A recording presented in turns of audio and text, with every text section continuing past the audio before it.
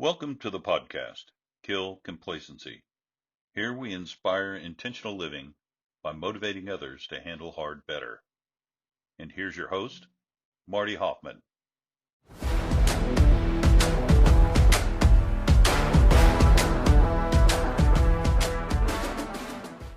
Hey, today's podcast guest is Brant Hansen. He wrote a book called The Men We Need. I met him on the cruise. Actually, didn't meet him, but I listened to him. It was a men's conference and really just fell in love with his content. He's a super good guy who loves Jesus, but also is very concerned about men fulfilling their roles. And we wanted to create this. It's right before Father's Day, so we wanted to send this out for Father's Day in just to inspire men to be more intentional in their living, to be more intentional and better husbands and keepers of the garden. So super excited about this. Good stuff here. If you do not like this content, there's probably something wrong with you. Anyway, listen to the end. It's so good. We're going to not have a two-parter on this, but just one. I love his message at the end. It's about following Jesus and making that your life goal and how much easier it is when we do that. So kind of a spoiler there, but the whole thing is good. Enjoy, and thank you so much for being part of this.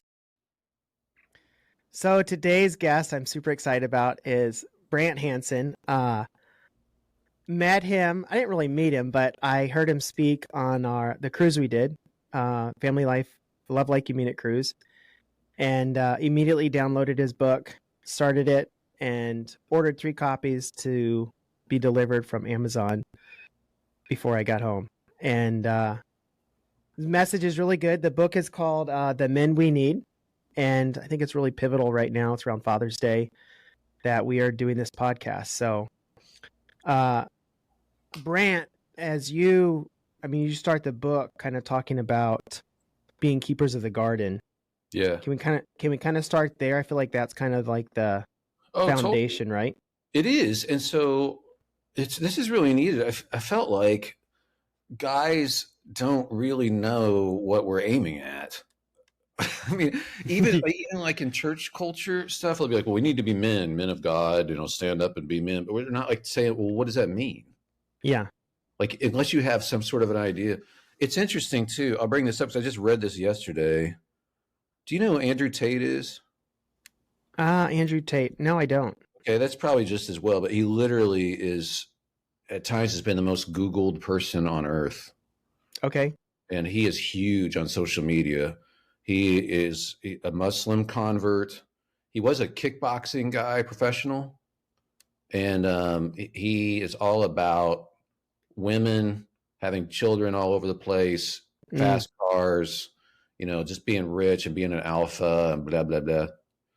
But, yeah, I don't know who he is, but yeah, he has 14 billion views on social media. Wow. His videos and stuff. So the point of this is like a lot of young guys, especially, but men in general, they're like looking for something. And I was reading an article about him yesterday. This is in a London newspaper. And the reporter wasn't buying into his alpha stuff, but said, there's a temptation simply to ridicule this, but you can't deny the extent to which it connects. Talking about Andrew Tate's message, which is awful. There are, bluntly, a lot of young men out there who do not know what to be. What Tate does is answer that question.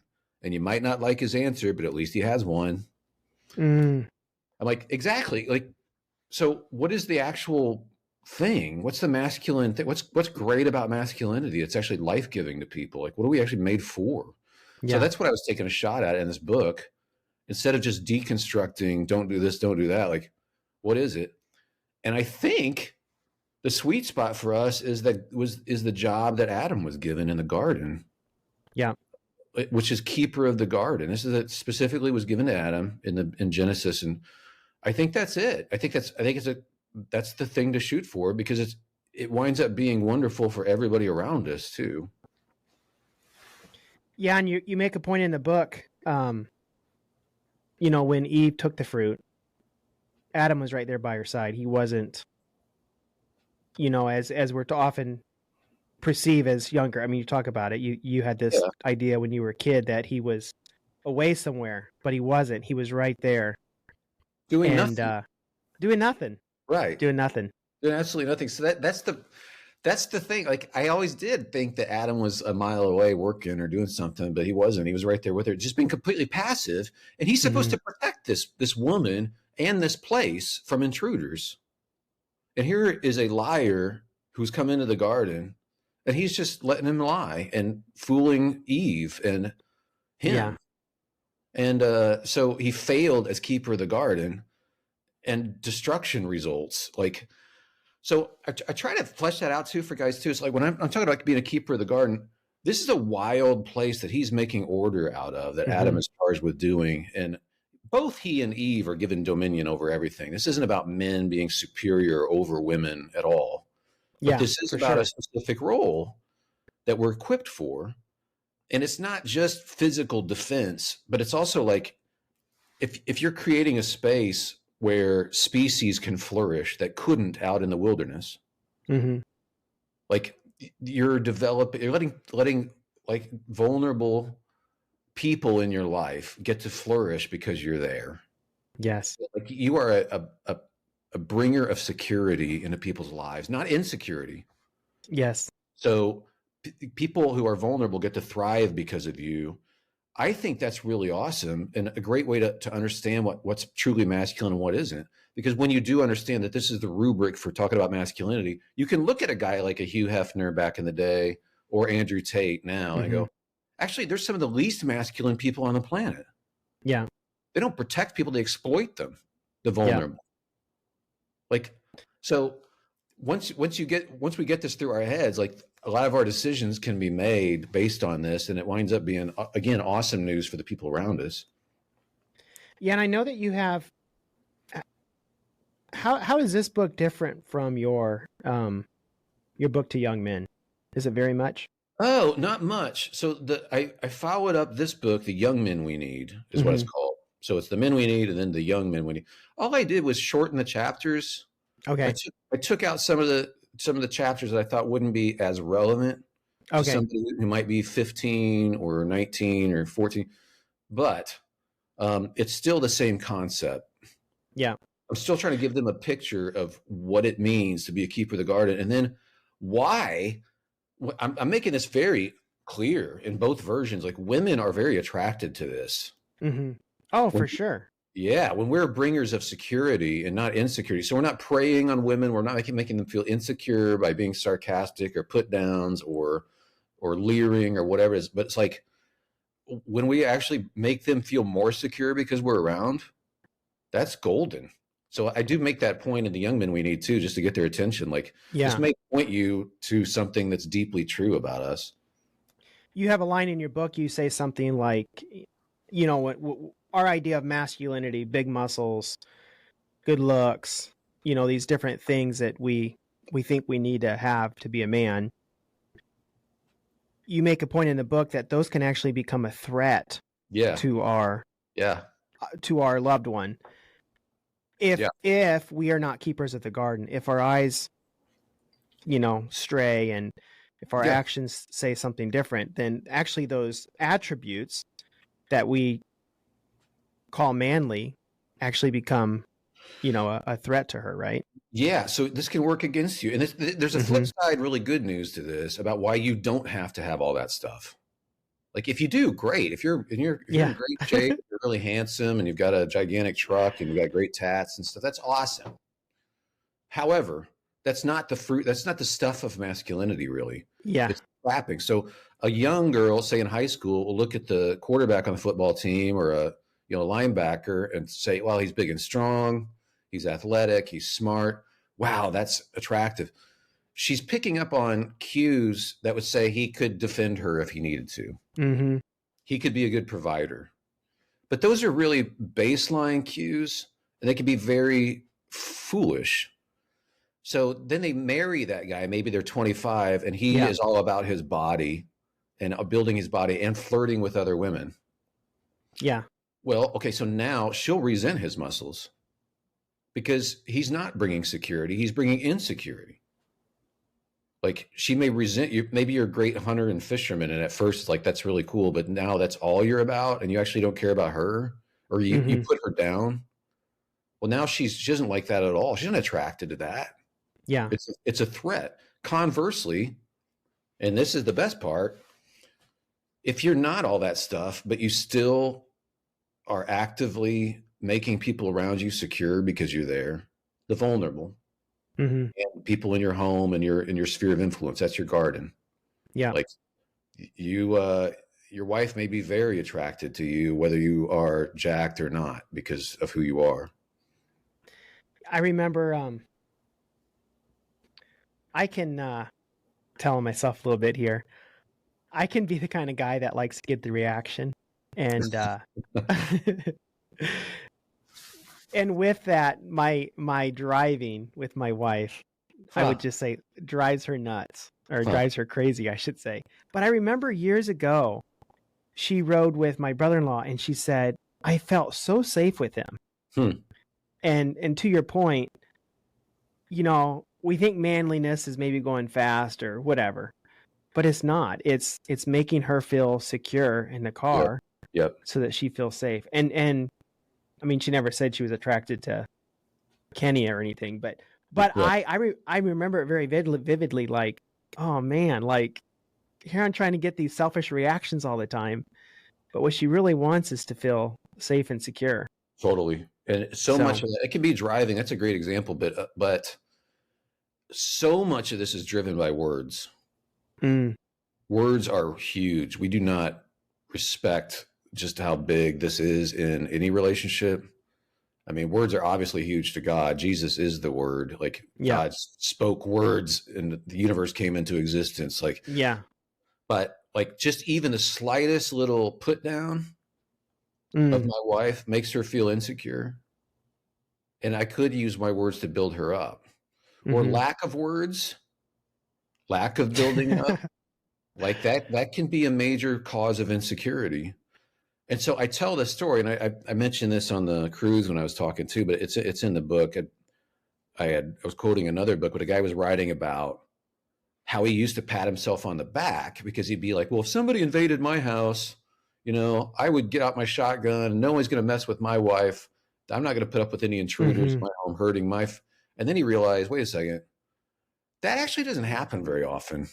Yeah, He said, what happens more often is I'm the intruder yeah, he's the intruder. with my words, like my lack of love, my lack of demonstrative support for my wife, my lack of building up the people who are around me. I'm Mm-hmm. the threat. And that really hit me hard because even at my age, I'm in my 50s, but even at my age, I'm like, you know what? I got to do better with my tone of voice. That's always been an issue. My wife's always like I sound too lawyerly or I don't sound compassionate enough. And instead of just dismissing that, I'm like, well, wait a second. My role is for her to feel really secure. Mm-hmm. So it helped me rethink that. Well, you're so witty too, so I'm sure that you could get yourself in trouble in a hurry, huh?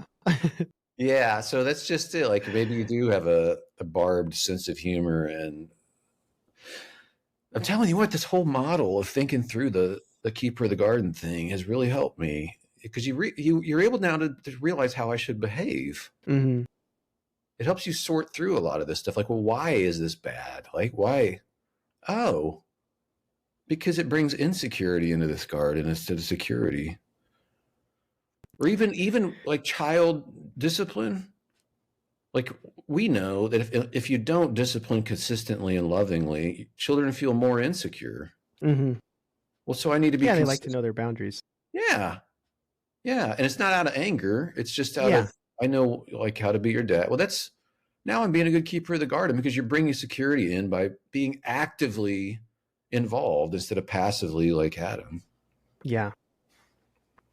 Um, you talk a lot. I don't know if you use these words, but you talk about a lot really about living with purpose and not just maybe drifting through life, whether it's porn or video Mhm. games or whatever else.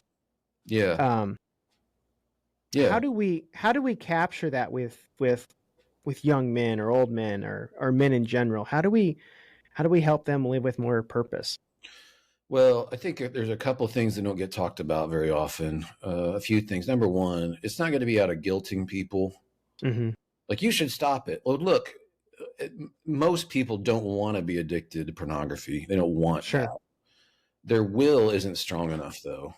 And your will, big picture, your will is always going to fail you. I mean, you can ratchet up your will like 10 times, and the 11th time, it's like, oh, I'm back in shame again. Mm-hmm. And so what we really need to do is become different kinds of people so that we just are different, and things start to get crowded out of our lives. And so what I really encourage guys to do is to actually talk to God more, Mm-hmm. and not let these habits or these evil things that we let into our lives, not let them stop us from continuing to grow with him. Because we'll slink away in shame, like I'm such a loser, or Sure. and then we stop talking to him, and then we feel meaningless, and then we're trying to find meaning somewhere else, and but he still wants to partner with us. He still wants to partner with you as a sinner. Mm-hmm. You can talk to him about this. The important thing is you continue to be honest with him and humble with him. Sure. But he still wants to partner with you in life. So even in Adam's case, like, he totally blew it. He's ashamed, right? He and Eve are ashamed. What does God do? He says, Adam, where are you? Mm. And it's a lament. It's like, why aren't you showing up to walk with me anymore? I mean, he knows technically where he is, but it's really a lament. And then they're ashamed, so God clothes them both. He makes clothes for them. And those clothes, if you look at the Hebrew, are actually royal priestly garments. Mm-hmm. So he covers them with something, I guess it's beautiful.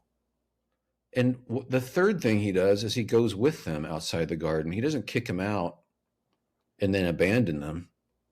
He clothes them. They're ashamed of themselves. He puts beautiful clothes on them and then keeps going with them. Yeah. So think about that as a sinner who gets into this stuff. I have compassion on us because no human beings have been subjected to what we're subjected to technologically and with pornography and super normal stimulation and all that stuff. Mm-hmm. Nobody. It's not supposed to be like this.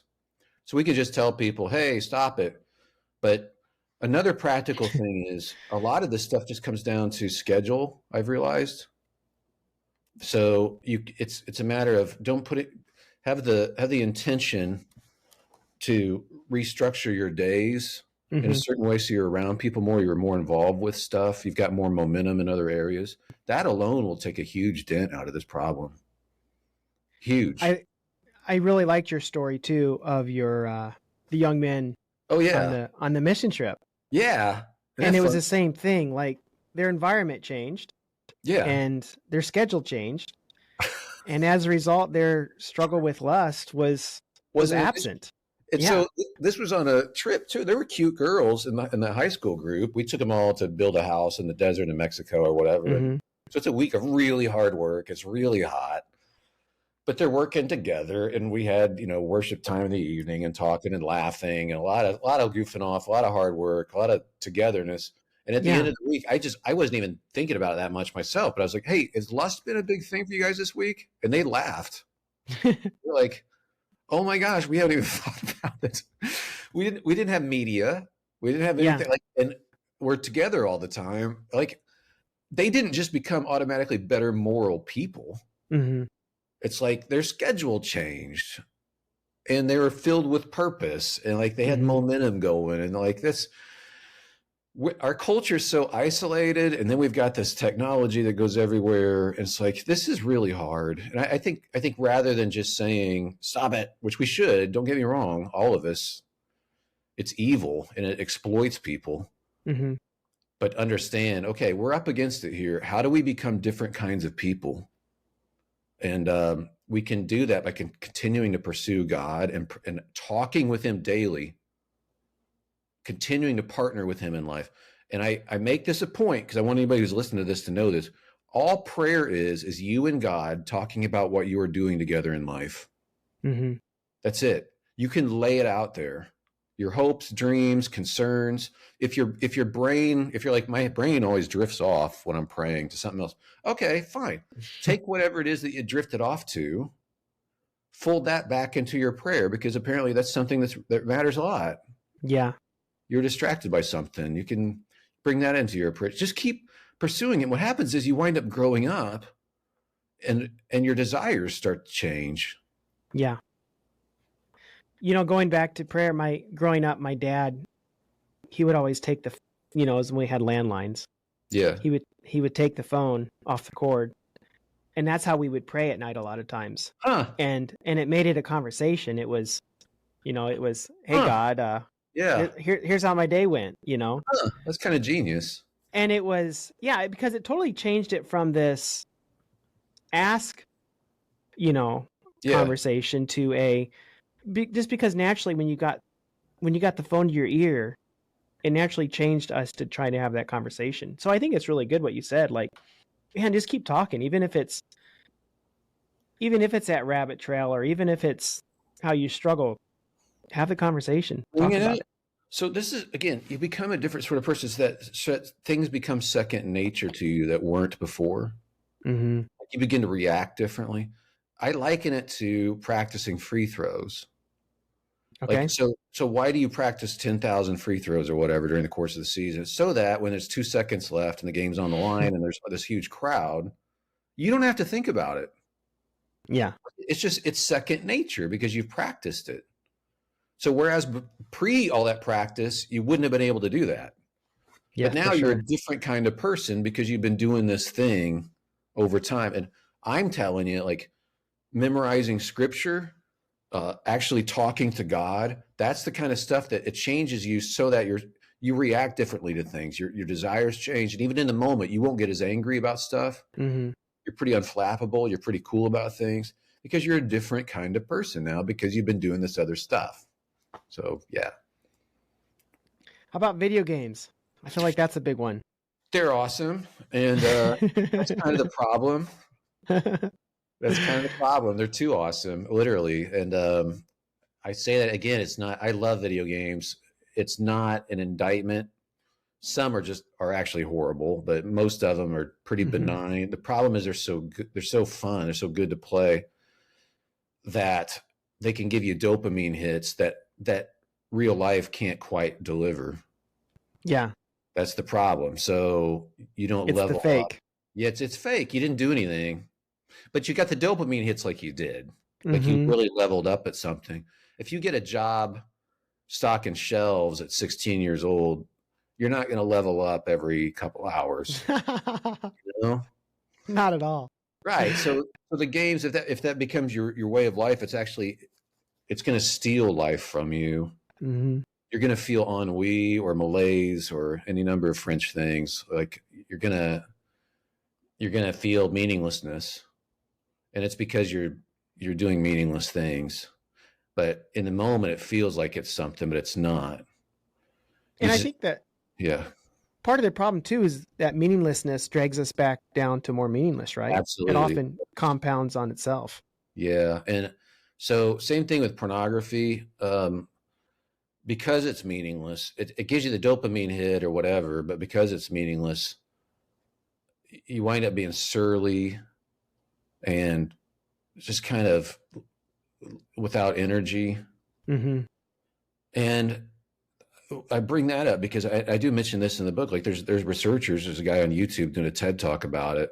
It's very interesting when he talks about, especially teenage guys get diagnosed with stuff that actually goes away when they break their porn habit. Mm-hmm. They're diagnosed with something like, oh, he's got this, he's got that. Well, the problem really was a spiritual one.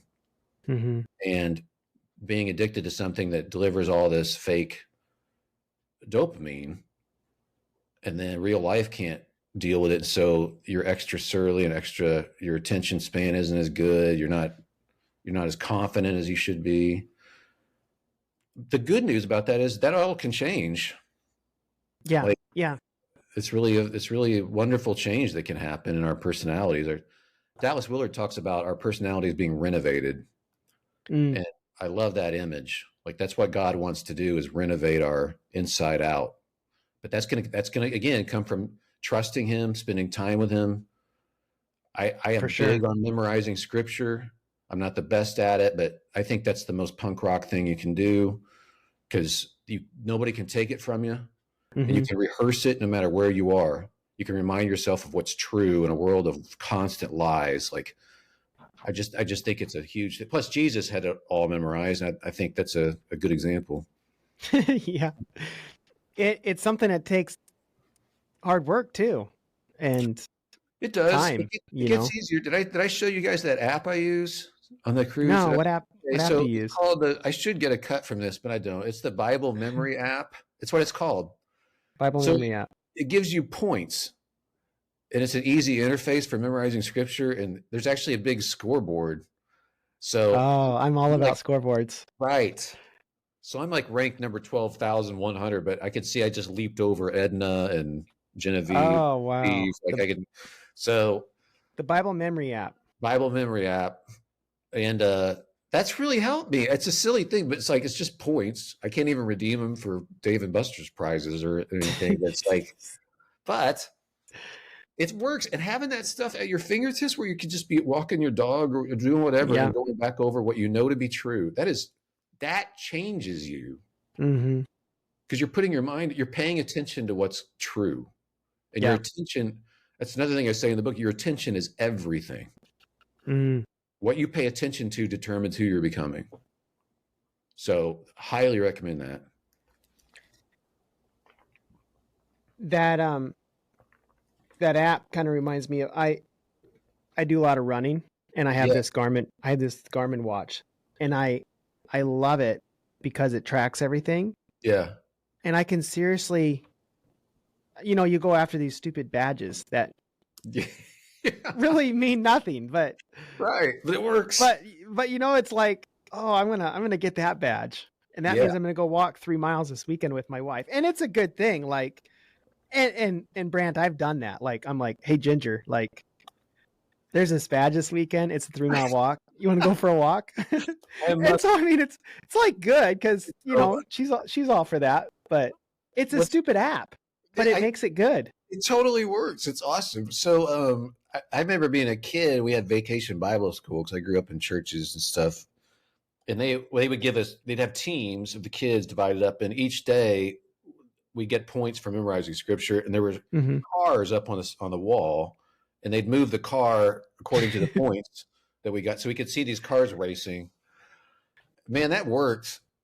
And then as a young adult, I'm like, well, that's stupid. I don't need to do scripture memorization. Now I'm like, I'm totally back to that. Yeah. Well, we use it with that reward. We use it when we potty train our kids. True. Here's a piece of candy, or put a star in the chart. So man, I just want that star on that chart. And what a great application for it, though, to be able to go, okay, so this is helping me actually put my mind mm-hmm. on Yeah, things that will help me with anxiety, like Yep. things that will teach me how to live better. To remind me, how about start with Psalm 23:1, a Psalm of David. But all it says is, "The Lord is my shepherd; I lack nothing. Mm-hmm. I lack nothing.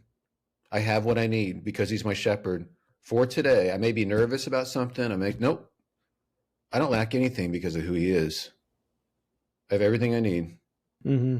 Well, you talk about speaking truth to anxiety, but you just got to memorize it, and it's not hard. It's only 6 verses for the whole chapter, and each verse is perfect.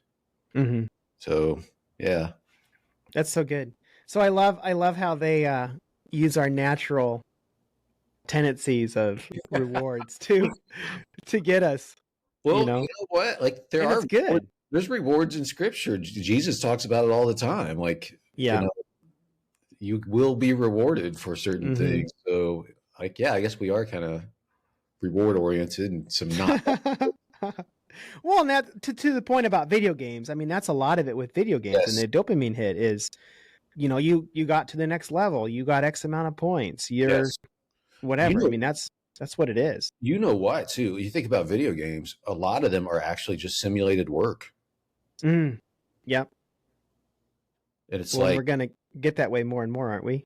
yeah. Well, but it's like, even like back to Farmville or whatever, like, or Angry Birds, even. Yeah. Just use some really basic social media examples, but it's like you're trying to solve this problem and execute a solution to the problem and then try to solve like, this is all, we're made to work. Work is good, but like that's fake work. Yeah. And meantime, we're made to be productive and actually add value to things. And we're not adding value when we do it virtually. Mm-hmm. Yeah. Yeah, when we load a minivan full of luggage, it's like playing Tetris. It totally is.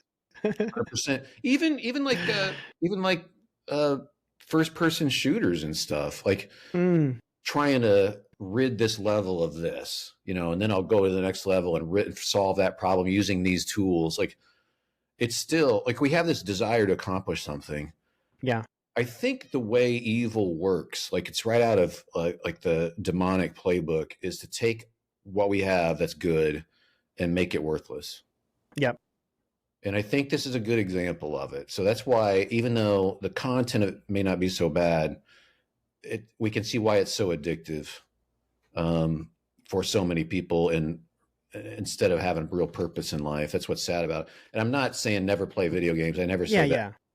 Yeah. Well, to your point in the book, you talk, at least what hit me was, yes, you're playing this video game, but whose life are you missing out on right now because you're stuck doing this? Where are you missing real life at? Yeah. Because you're replacing it with the fake. So that's a big deal for our culture. Don't think about it, because a lot of people be like, well, who am I hurting? Mm-hmm. There are guys, there's a phenomenon in Japan, but there's names for it in the US and France and everything. It's just young guys that check out of life. Yeah. And they just hole up. Somehow they support themselves, or their parents support them, and they just do porn and video games. Mm-hmm. And they never do anything outside of that. And it's like, well, if I'm not hurting anybody, well, you are. Obviously, pornography, it depends on all sorts of exploitation. But even if it's just video games. Yeah. Like, dude, you are hurting people. You were made for something. We needed you out here. Yeah. We needed you. We needed you to become a man, like to become a keeper of the garden, so that evil doesn't take over. And also, maybe there's a woman that would have appreciated a mature guy that she could have married and had a family with, just as an idea, or people in your neighborhood that need you to be around. We need you creating things and making things. God gave you specific gifts. So the idea that I'm not hurting anybody is like, no, you are. You are, because we needed you to be who you could be. Yeah. To live with purpose. That's good. You have a chapter heading or title. Choose today who you will be tomorrow. Something like that. Yeah. How relevant is that? Because there's a book I read recently called Be Your Future Self Now. Huh. And it's kind of the same idea. Like, there's a future us. Yeah. That we can, think about and try to align ourselves to, but we need to be, that means if we work backwards, that means we're living with intention today. Yeah. Right. And I think that's what we often miss out on. We just take today, right? And we don't, we sift through life, we scroll through social, whatever. True. But if we think, you know what, God has this in mind for me, husband, father, whatever, that means there's steps today I got to be taken. Yeah. The big part of that, to me, is so underrated, and that is just what you're paying attention to. Mm-hmm. That will determine who you're becoming. Yeah. Nobody sets out. I make this point. Like, you can look at older guys that are angry, shriveled up old guy. Like, nobody said, I want to be an angry old man. But it happened. And that's a trajectory that happened. And it's not random. And there's some guys who are older, and you're like, man, that guy is a blessing to everybody. He can listen. Yeah. He's not needy. He's not narcissistic. He's not on an ego trip. He's just a blessing. And we're like, how did that happen? That wasn't random either. Mm-hmm. These guys paid attention to some message, some narrative, some stuff, some media, some messages. That determines everything. That determines who you're becoming. God is very interested in who you're becoming. It's his primary interest. Yeah. But it's based on attention, and you do pay attention. It's like you're paying to attend a game. You're paying to, and you can only pay to attend one thing at a time. So it shapes who you are. Here's the thing. If you're younger, you have to watch this really closely, like your attitudes, how you react to things, your heart attitude, because it'll only get more and more caricaturized as you get older. Mm-hmm. So you may be 24 acting a certain way, but you're starting to veer this way. That's how you wind up being a caricature of yourself. But the same thing can happen for good. You're Correct. watching what you pay attention to. You're becoming more patient with people. You're growing in love and gentleness, and you're a keeper of the garden. Man, it just gets more and more. You're getting badges for memorizing verses on an app. Yeah. It's your ultimate reward is snagging some of those badges. Have you read the book? Napoleon Hill wrote it, called Outwitting the Devil. I have not. Disclaimer: theology's terrible in the book. Okay. But it's his book. It was published after he died. Like, his family members didn't want him to publish it. But it's a book, and it's a conversation with Satan, and he's interviewing Satan and asking Satan, what would you do in this circumstance to get people? And what would you do in this circumstance? But overarching, I mean, it really aligns with this. Overarching, Satan, the devil, just keeps coming back to, I'm just going to get him to drift, you know? Yeah, in Sunday school, I'm just going to get him to talk about this kind of stuff and not really go deep. And in the public school system, this is what I'm going to do. But it's always about living complacently and living without purpose and intentionality, and just kind of taking it as it comes. I've been thinking about that a lot lately. I talked to this magician guy, and he was talking about misdirection. And I feel like that is like a primary tool that the enemy uses. It's like, oh, this is important. This is important. This is important. Too late. Bam. It wasn't. And now you missed it. Like you missed what could have been so great. And it's too late. People are so filled with regrets. And it's because of misdirection, I think. Our whole culture misdirects us on what actually makes us happy. It's over, and we know this. There's a book that just came out called The Good Life by 2 Harvard researchers. They've done this longitudinal study they're part of since the 30s, like of people's lives. And they know what makes people happy and what doesn't. And they know it's relationships. Yeah. They know warm, close relationships. Bam. Okay. Achievement, career, status, fame, good looks doesn't work. But our culture still does that. Why? Like, it keeps doing it, and it doesn't, and we still keep going for it, but it's misdirection. And at the end, you're like, why did I think that was? So I think that's a big part of it. Is the misdirection. So at what point does midlife crisis play into that? Where men kind of sit back and evaluate and say, you know what, I've been living my life, but I need to realign it. Does that come to that? I haven't thought about that. I think everybody's changing all the time, whether they realize it or not. That's actually one of the conclusions from this longitudinal study. Okay. They picked some guys that were at Harvard, like in the 30s, and some high schoolers from the tough end of town. Young guys, charted them and their families over all these decades, and they're still doing it. Some guys 95 years old or whatever, and their families on down. And they have found that people think of adulthood being kind of static. It's not. You're still changing. And another thing said, which I found really interesting, they said it's really strange, but humans seem to have a real hard time, even if their lives aren't really working, rethinking and starting with something else instead. And there's a word for that Jesus uses, like in the Greek, it's repent. And it literally means rethinking, like, this isn't working. So I think everybody's changing. We're all kind of doubling down on what we trust in. I don't know about the midlife crisis thing, because I think that has to do too with like just where you are with your relationship with God, and Sure. um, how much wisdom you have, whether you've asked God for wisdom or not. Yeah. So if you haven't, then you're always going to be casting around trying to figure out what's going to make you happy, and it's not going to work. Well, I was just thinking because you used the word, what'd you say? It was, he missed the musician, The magician, the the misdirection. magician, the misdirection. And that just made me think of midlife crisis. Like some guys are like, man, I've been going the wrong way. I need to reprioritize. So, Yeah, well, I guess that can be a good thing if you're repenting. But as far as like, wait a second, this isn't working. I'm going to go after this other thing. It's not going to work. But then you wind up on your deathbed with if you regret. had that opportunity. I read an oncologist yesterday. He gave us a commencement speech last week at Columbia, I think. Can't remember. But Yeah. he it was at University of Pennsylvania. It doesn't matter. But like it really matters, Brad. So, but he was talking about there's 4 things that people say on their deathbeds very commonly, and it broke into basically 2 different sets of 2. What was it? It was, I want you to know that I love you, Mm-hmm. because I haven't made that clear. And another was, please tell me you love me. Mm. The other 2, what was it?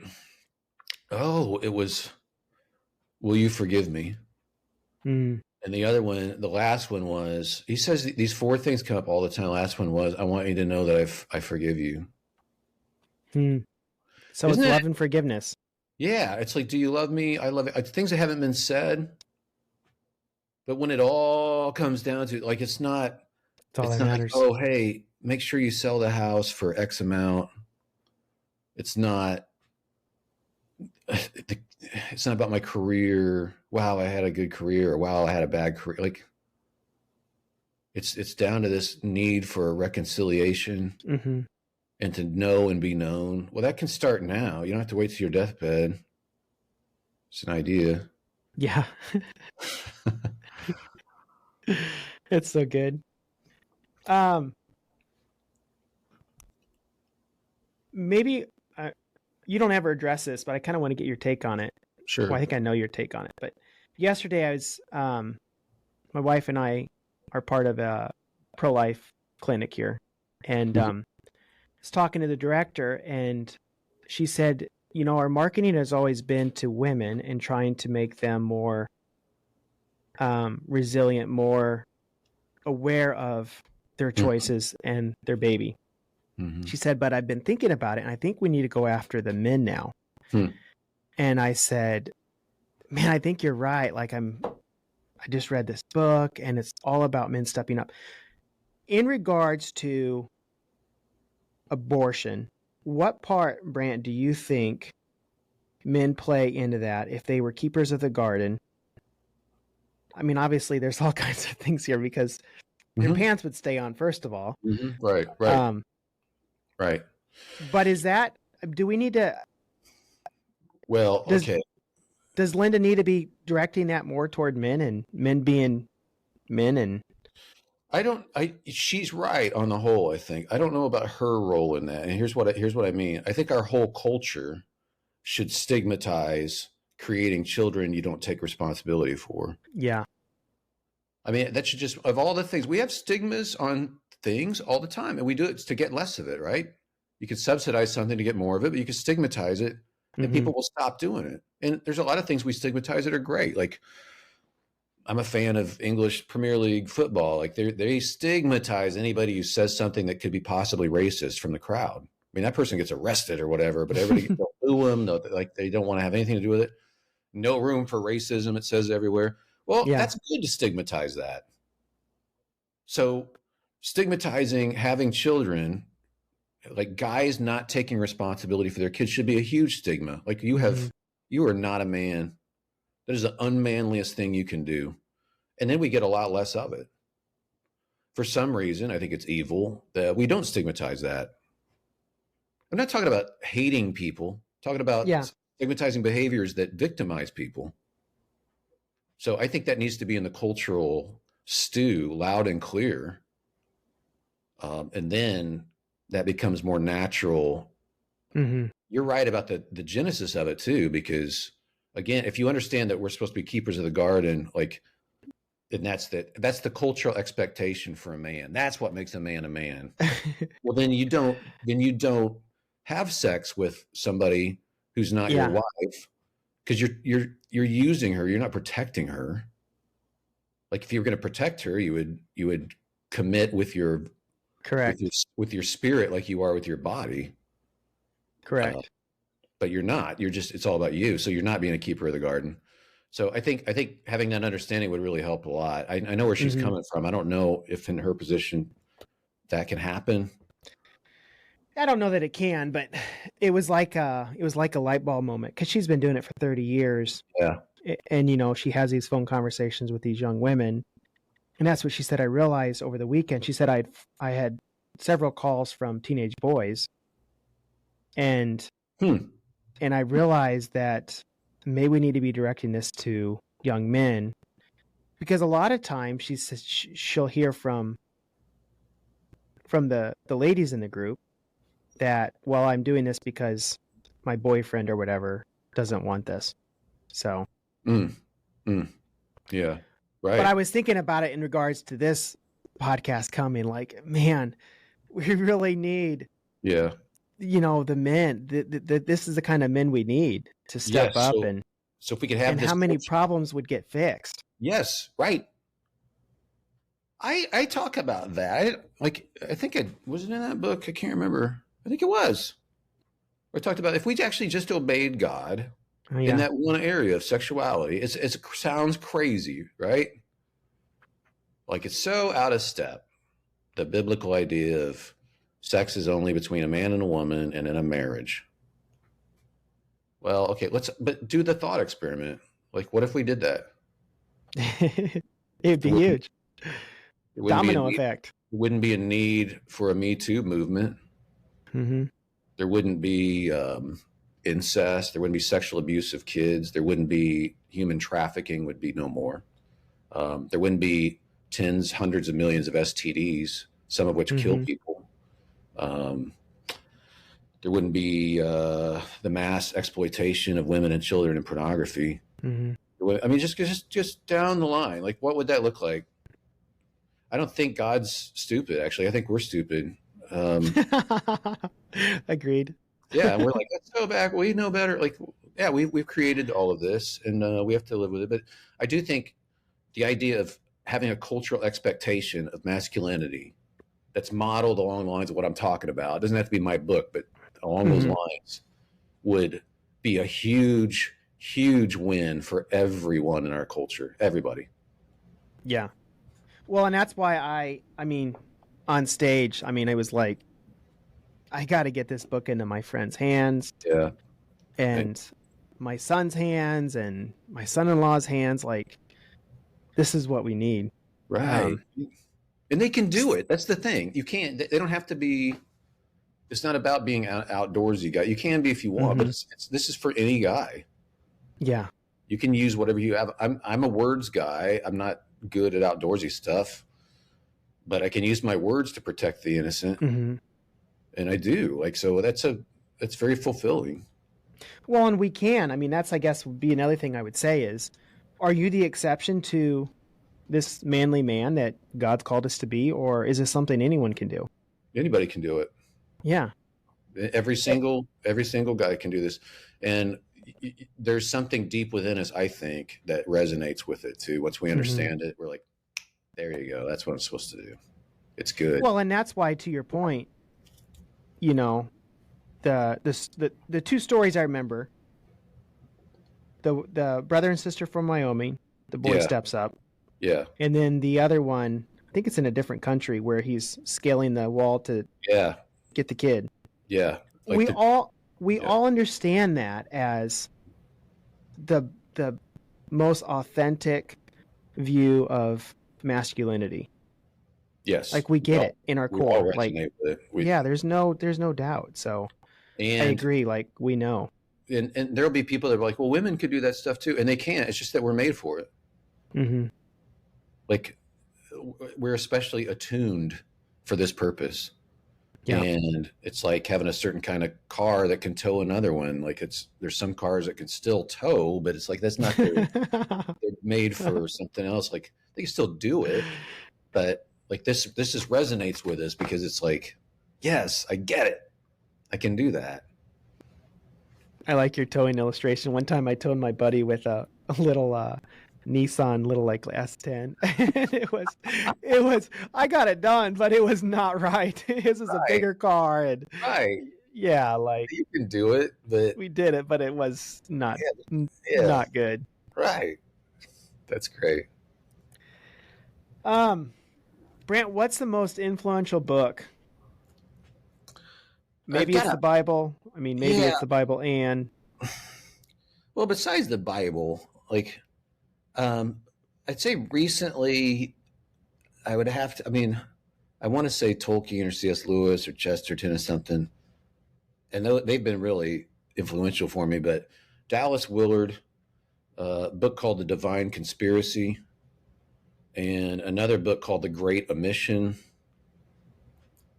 kind of a piece, but same thing with Renovation of the Heart that he wrote, but it's all about actually following Jesus. I ask people, when did the disciples become Christians? And it's a really hard question to answer. And the reason it's a hard question to answer is because it doesn't make any sense. And the reason it doesn't make any sense is that Jesus didn't call them to become Christians. He called them to follow him. Mm-hmm. That's actually what he's still looking for, is followers. So we need to follow, which means listen to what he says and put it in action. Mm-hmm. How do we bless our enemies? How do we love those who are against us? How do we love our neighbors as ourselves? How do we practice generosity? How do we, like, all of that stuff? We learn how to do it. That's what those books are about, like actually putting it into practice. That's what we're supposed to be, actually. Jesus' apprentices. So those have been really helpful in me understanding that. That's actually what God's looking for. Well, I'm going to check them out. Cool. If you recommend them, they got to be good. Thanks. Hey, message to the world. What is Brant Hansen want the world to know if he's got one message to share? Okay, I got a message that's percolating on my head right now. That is, following Jesus is actually easier than not following him. And he said so effectively. When he said, come to me and I'll give you rest.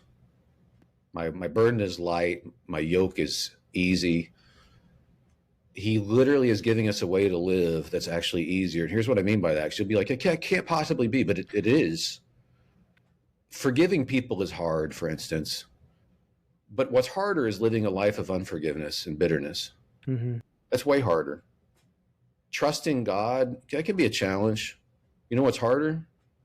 Living a life of anxiety. Mm. Everything he tells us actually makes life better. It's for us. Everything, like being grateful can be hard sometimes. You know what's worse?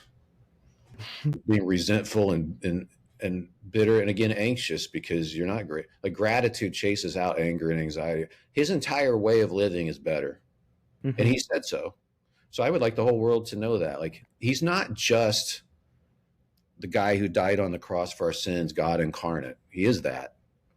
But he's also given us a way to live that changes everything and makes it better. And I highly encourage people trying it. Try it. Go ahead and try and follow him and then see what happens. That's so good. Yeah. Thanks. Well, thank you, Brant. I really appreciate you doing this, and sure, my pleasure. Your book, and I hope that together we can help make some more men out of the world. Yeah.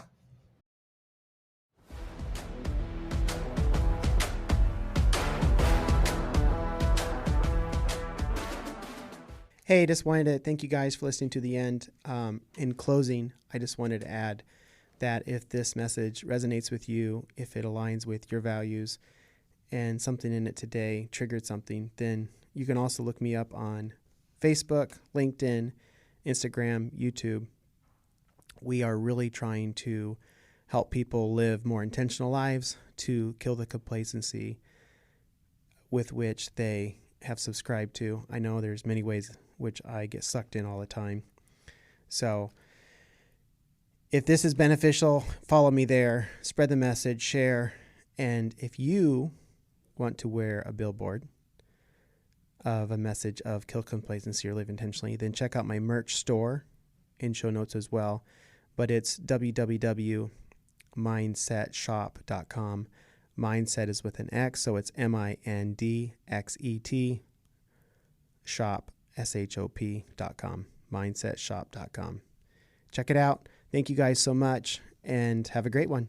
Thank you for listening to Kill Complacency. Follow and share our podcast to change lives and inspire growth.